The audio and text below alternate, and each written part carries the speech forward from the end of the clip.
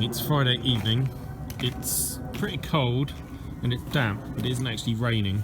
I'm not going to do a lot today or this evening because I'm going to save all the welding and that for tomorrow, which is Saturday of course. What I am going to do is clean up in here, get some of that grub off, and just see how far the rust goes up that lower wheel well panel, and then I'll start making up a template, and I might even chop out the steel that I need to weld in there. It's nowhere near as bad as the other side, so it should be basically just a flat panel with a return on the bottom.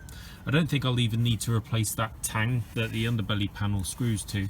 So yeah, I'll go and get some tools, get some more light, get this wheel off and do some scraping. The simplest jobs, eh? All the wheel nuts are off, and yet I still can't get that wheel off.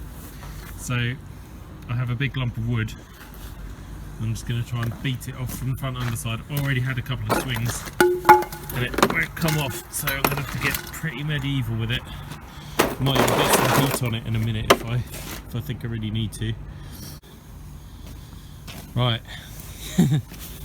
That took a hell of a lot of effort. It's off. That'd be why rust build up around the centre bore. Like the other side, it's still got good pads in it, and there's like minimal wear to the discs. This being, you know, basically, it's not poverty spec, but in terms of brakes on SD1s, it's pretty crap. They're just solid discs, no venting. Yeah, twin pot calipers, tiny pads really when you get them out for the weight of the car, but it wasn't exactly, you know, crap for the time. It's just the way cars were. What's good though is I've had quite a few of these cars now. You almost always find rust on these seams. This side looks pretty good, so looks like I'll need some steering rack gaiters. Probably get a pair of them. I have to check all the track rod ends and stupid things like that ready for the MOT. The brake hoses look okay both sides, but I've bought new ones. Interestingly, that spring rubber, or sorry, the bellows inside covering the damper, that hasn't split. Usually they've turned to dust by now. So yeah, that's the area I'm going to repair. So I need to get my disc or my wire wheel out, clean all that paint off, the remains of the under seal, and have a look at how much metal I need to chop out and replace. That front corner of that inner wing looks better than on the other side.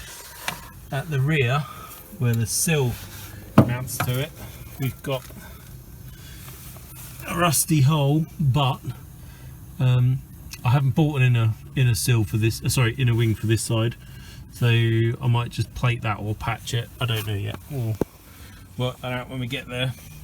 The wing on this side is lovely compared to the other one, so I hadn't anticipated changing that. And the whole of this sill is good, apart from that dent where again someone's picked it up with a forklift truck. But yeah, next step, clean that off and see what I'm dealing with. I'm really spoiling this car. Look, I've splashed out on a new shiny gold spinny blind wheel thing.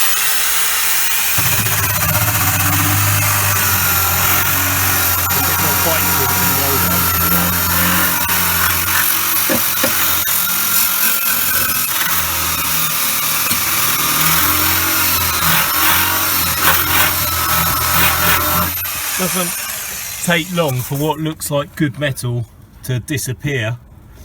You've got shiny metal up there, but the underseal is just hiding rust, so that's all going to have to come off back into here probably to see what I'm actually dealing with.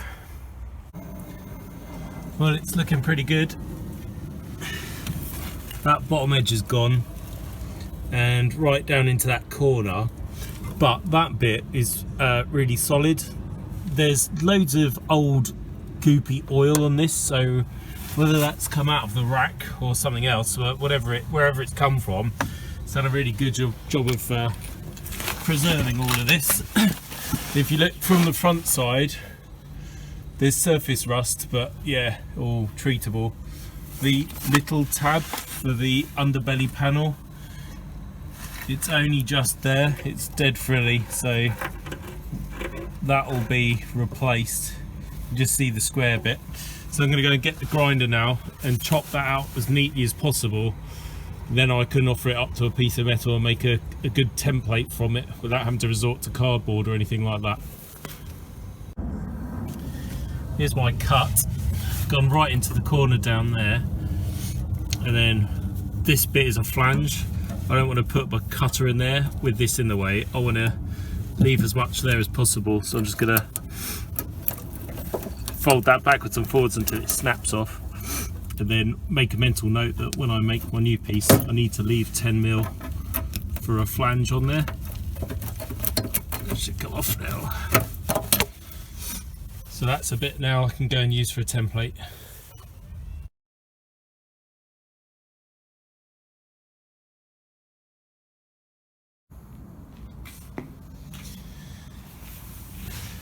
So that's what I've marked up.